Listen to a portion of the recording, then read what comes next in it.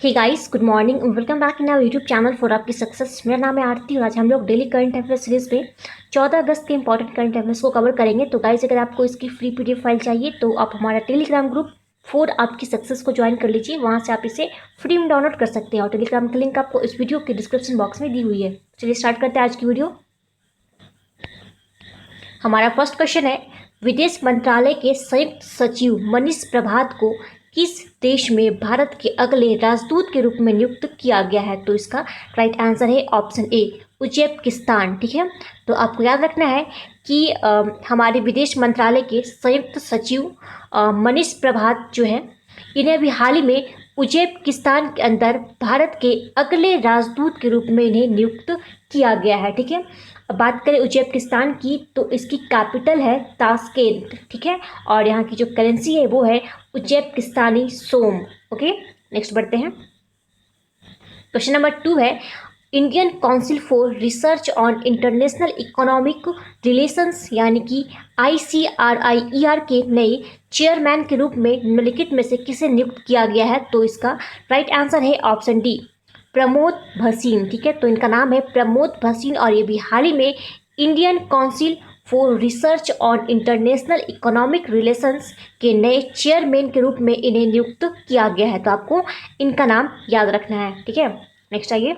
Question number 3 है, केंद्र सरकार ने निम्न में से किस राज्य के कुछ हिस्सों में 15 अगस्त से 4G सेवा के ट्रायल की शुरुआत करने की घोषणा की है?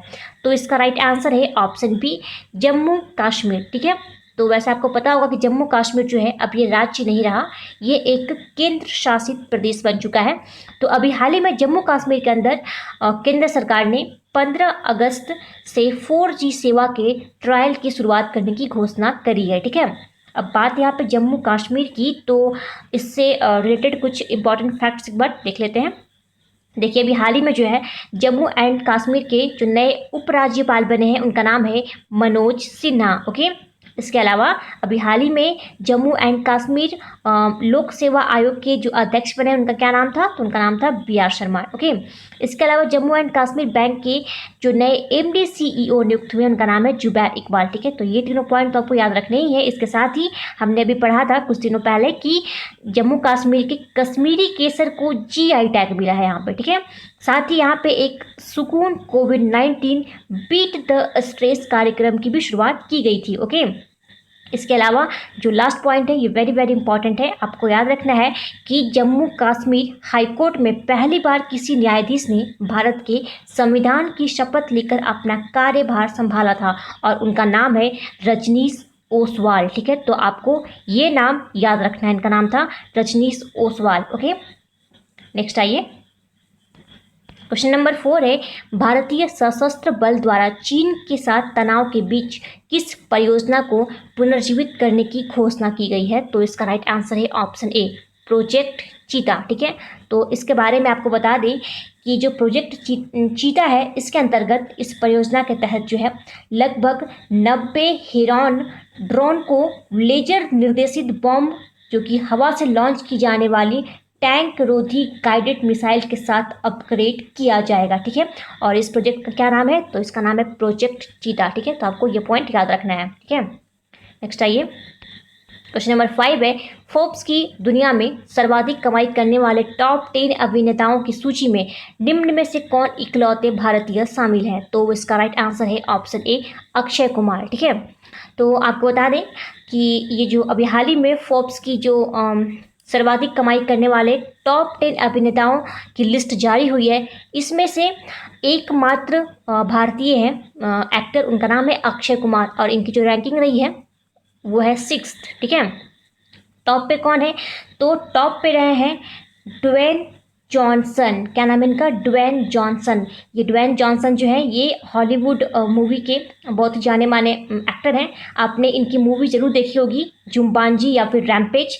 तो इस मूवी में जो लीड एक्टर में आपको नजर आए थे वही है ड्वेन जॉनसन। ठीक है, ये जो है इस लिस्ट में टॉप पे रहे और अक्षय कुमार जो है हम भारतीय एक्टर, ये जो है इनकी रैंकिंग रही थी 6th। ठीक है, नेक्स्ट आइए। क्वेश्चन नंबर 6 है, अभी हाल ही में 2020 के लिए union home ministers medal for excellence in investigation से कितने पुलिस कर्मियों को सम्मानित किया जाएगा? तो राइट आंसर है ऑप्शन सी, 121 पुलिसकर्मी। ठीक है, तो आपको बता दें कि गृह मंत्रालय द्वारा गठित यह union home ministers medal for excellence in investigation में जो है इसके अंतर्गत 121 पुलिसकर्मियों को सम्मानित किया जाएगा। ठीक है, और यह पदक वर्ष 2018 में, ठीक है, वर्ष 2018 में केंद्र सरकार द्वारा अपराध की जांच के पेशेवर मानकों को बढ़ावा देने के उद्देश्य से इसका गठन किया गया था। ठीक है, नेक्स्ट पढ़ते हैं। क्वेश्चन नंबर 7 है, किस प्रसिद्ध उर्दू कवि का 70 वर्ष की आयु में इंदौर में 11 अगस्त 2020 को कोविड-19 में इलाज के दौरान निधन हो गया? तो राइट आंसर है ऑप्शन ए, राहत इंदौरी। ठीक है, तो आपको बता दें कि अभी हाल ही में जो है राहत इंदौरी साहब, जिनकी उम्र जो है 70 वर्ष थी, इनकी जो है मृत्यु हो गई है कोविड-19 के इलाज के दौरान। ठीक है, और ये जो राहत इंदौरी जी है ये देवी अहिल्या विश्वविद्यालय इंदौर में उर्दू साहित्य के प्राध्यापक भी रह चुके हैं। ठीक है, और इन्होंने बॉलीवुड मूवीज जैसे कि मुन्ना भाई MBBS, मिशन कश्मीर, इश्क जैसे मूवीज़ में जो है इन्होंने गाने लिखे थे। ठीक है, और अभी हाल ही में जो है इनका निधन हो गया है। ठीक है, नेक्स्ट पढ़ते हैं।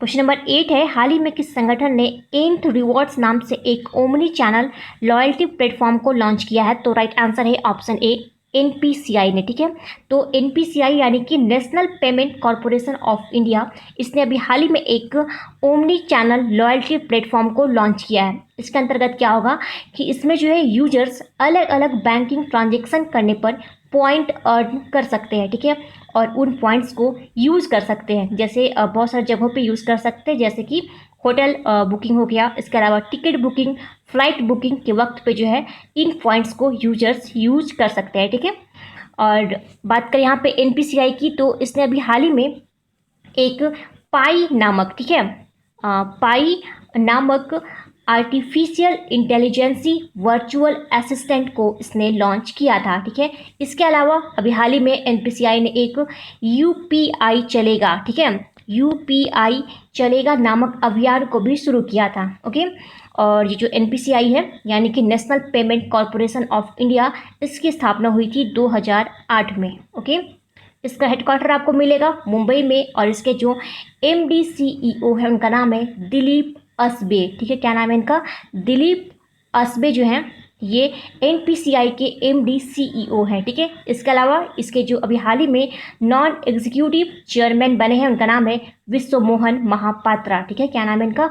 विश्व मोहन महापात्रा अभी हाल ही में NPCI के नॉन एग्जीक्यूटिव चेयरमैन बनाए गए थे। ठीक है, नेक्स्ट आइए।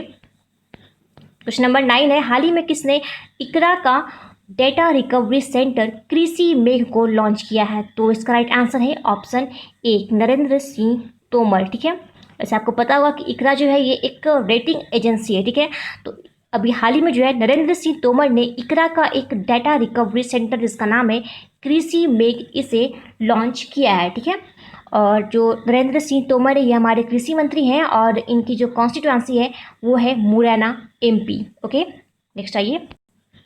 क्वेश्चन नंबर 10 है, हाल ही में कौन most valuable player of the year चुने गए हैं? तो राइट आंसर है ऑप्शन बी, क्रिस्टियानो रोनाल्डो। ठीक है, तो ये जो क्रिस्टियानो रोनाल्डो हैं ये पुर्तगाली स्ट्राइकर है। ठीक है, और इन्होंने 2019-20, ठीक है, 2019-20 सेशन में इन्होंने टोटल 37 गोल किए थे। ठीक है, और इसी के साथ इन्होंने एक ही सेशन में सबसे ज़्यादा गोल करने का रिकॉर्ड तोड़ दिया है, तो इसीलिए इन्हें ये most valuable player of the year के लिए इन्हें चुना गया है। ठीक है, बात करें यहाँ पे जेमी वर्डी की, तो ये भी न्यूज़ में थे क्योंकि 2019-20 सेशन में इन्होंने टोटल 23 गोल किए थे। ठीक है, और इसके लिए इन्हें Premier League golden boot football award से नवाजा गया था। ठीक है, और बात करें यहाँ पे लियोनल मेसी की, तो इन्हें अभी हाल ही में जो है ये पिचिची अवार्ड दिया गया है। इन्होंने 7वीं बार, ठीक है, इन्हें पिचिची अवार्ड मिला है। ठीक है, तो आपको इनका भी नाम याद रखना है, इनका नाम है लियोनल मेसी। ओके, नेक्स्ट आइए। क्वेश्चन नंबर 11 है, अभी हाल ही में अंतर्राष्ट्रीय युवा दिवस कब बनाया गया है? तो राइट आंसर है ऑप्शन ए, 12 अगस्त को। ठीक है, अभी हाल ही में 12 अगस्त को ये अंतर्राष्ट्रीय युवा दिवस मनाया गया है। ठीक है, वैसे नेशनल यूथ डे हम लोग कब मनाते हैं अपने देश में? तो ये हम मनाते हैं 12 जनवरी को। क्यों? तो 12 जनवरी जो है ये स्वामी विवेकानंद जी का जो है ये जन्मदिन है। इसी के उपलक्ष्य में जो है हम लोग अपने देश में ये नेशनल यूथ डे मनाते हैं। और जो अंतर्राष्ट्रीय युवा दिवस है ये मनाया जाता है आपका 12 अगस्त को। ओके, और इस बार जो ये अंतर्राष्ट्रीय युवा दिवस मनाया गया है इसकी थीम रही थी youth engagement for global action. ठीक है, तो आपको इसकी थीम याद रखनी है। नेक्स्ट बढ़ते हैं। क्वेश्चन नंबर 12 है, अभी हाल ही में कनेक्टिंग कम्युनिकेटिंग चेंजिंग नामक बुक का विमोचन किसने किया है? तो राइट आंसर है ऑप्शन ए, राजनाथ सिंह ने। ठीक है, तो हमारे जो रक्षा मंत्री हैं राजनाथ सिंह, इन्होंने अभी हाल ही में ये कनेक्टिंग कम्युनिकेटिंग और चेंजिंग नामक बुक का इन्होंने विमोचन किया है। ठीक है, देखिए इस बुक में जो है हमारे vice president M Venkaiah Naidu ji, तो इनके 3 साल के कार्यकाल एवं अनुभवों को बताया गया है। ठीक है, और अभी 11 अगस्त को ही इनका 3 साल जो है पूरा हुआ है। ओके, तो इन्हीं के ऊपर ये बुक लिखी गई है जिसका नाम है कनेक्टिंग कम्युनिकेटिंग चेंजिंग। ठीक है, तो इस बुक का विमोचन किया है हमारे रक्षा मंत्री राजनाथ सिंह ने। ठीक है, नेक्स्ट आइए। क्वेश्चन नंबर 13 है, फूड सिस्टम विजन प्राइज जीतने वाले ईट राइट इंडिया आंदोलन को किस संगठन द्वारा लागू किया जा रहा है? तो इसका राइट आंसर है ऑप्शन ए, फसाई। ठीक है, फसाई का मतलब है food safety and standard authority of India. ठीक है, तो आपको याद रखना है कि ये जो आपका फूड सिस्टम विजन प्राइज है इसे जीतने वाले ईट राइट इंडिया आंदोलन को फसाई संगठन के द्वारा इसे लागू किया जा रहा है। ठीक है, अच्छा बात करें यहाँ पे फसाई की, तो इसकी जो स्टैब्लिशमेंट ईयर है वो है 2011। ठीक है, और इसका जो हेडक्वार्टर है वो आपको मिलेगा न्यू दिल्ली में। ठीक है, और इसके जो सीईओ हैं अभी हाल ही में बने हैं सीईओ, उनका नाम है अरुण सिंघल। क्या नाम है इनका? अरुण सिंघल जो है अभी हाल ही में फसाई के नए सीईओ बनाए गए हैं। ठीक है, नेक्स्ट आइए।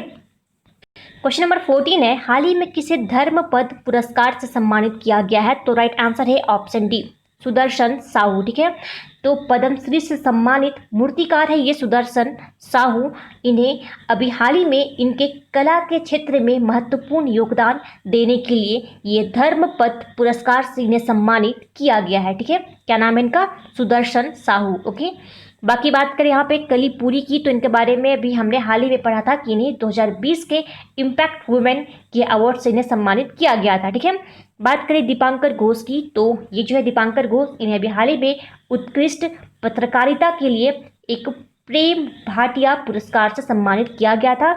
और सिद्धार्थ वरदराजन जो है इन्हें अभी हाल ही में फ्रीडम ऑफ स्पीच के पुरस्कार से इन्हें सम्मानित किया गया है। ठीक है, क्वेश्चन नंबर 15 है, अभी हाल ही में केन्या में भारतीय उच्चायुक्त यानी कि हाई कमिश्नर के रूप में कौन नियुक्त हुए हैं? तो इनका नाम है वीरेंद्र पाल। ठीक है, तो याद रखना वीरेंद्र पाल जो है अभी हाल ही में केन्या में भारतीय उच्चायुक्त यानी कि हाई कमिश्नर के रूप में ये नियुक्त हुए हैं। ठीक है, बाकी बात करें विक्रम दुरईस्वामी की, तो आपको पता होगा ये बांग्लादेश में जो है भारतीय हाई कमिश्नर नियुक्त हुए थे। ठीक है, और बात करें रामकरण वर्मा की, तो ये जो है न्यूली अपॉइंटमेंट है। देखिए अभी हाल ही में रामकरण वर्मा जो है ये रिपब्लिक ऑफ कॉन्गो में भारतीय राजदूत बने हैं। ठीक है, रिपब्लिक ऑफ कॉन्गो में भारतीय राजदूत बने थे रामकरण वर्मा। ठीक है, और सीबी जॉर्ज जो है ये कुवैत में भारतीय राजदूत बनाए गए थे। क्लियर, नेक्स्ट बढ़ते हैं। हमारा आज का लास्ट क्वेश्चन है क्वेश्चन नंबर 16, अभी हाल ही में our only home a climate appeal to the world नामक बुक को किसने लिखा है? तो राइट आंसर है ऑप्शन ए, दलाई लामा। ठीक है, तो नोबेल पीस प्राइज विजेता दलाई लामा जी ने अभी हाल ही में क्लाइमेट चेंज पर इन्होंने एक बुक को लिखा है जिसका नाम है our only home a climate appeal to the world. ठीक है, और इस बुक को इन्होंने जर्मन के एक पर्यावरण पत्रकार जिनका नाम है फ्रेंच ओल्ट, ठीक है, फ्रेंच ओल्ट के साथ मिलकर इन्होंने इस बुक को लिखा है। ठीक है, और इस बुक के द्वारा दलाई लामा जी ने राजनीतिक निर्णय लेने वालों से आह्वान किया है कि वे क्लाइमेट चेंज के मुद्दों पर अज्ञानता के खिलाफ लड़े। ठीक है, तो आपको याद रखना है कि जो बुक है our only home a climate appeal to the world, इस बुक को लिखा है दलाई लामा जी ने। ठीक है, तो गाइस ये था हमारा आज का important current affairs. I hope आप सबको पसंद आया होगा। अब बढ़ते हैं क्विज पे। तो कल हमने आपसे प्रश्न पूछा था कि किस राज्य में देश का पहला इलेक्ट्रिक वाहन पार्क स्थापित किया जाएगा? तो राइट आंसर था तमिलनाडु। ठीक है, आप सभी ने बिल्कुल सही आंसर दिया था। तो आज के लिए आपका प्रश्न रहेगा, आपको बताना है कि हाल ही में कर्नाटक के किस शहर में रेलवे संग्रहालय का उद्घाटन किया गया है। ठीक है, तो आप अपना आंसर हमें कमेंट बॉक्स में कमेंट करके बताइए। तो गाइस आज की वीडियो यहीं समाप्त करते हैं। Thanks for watching.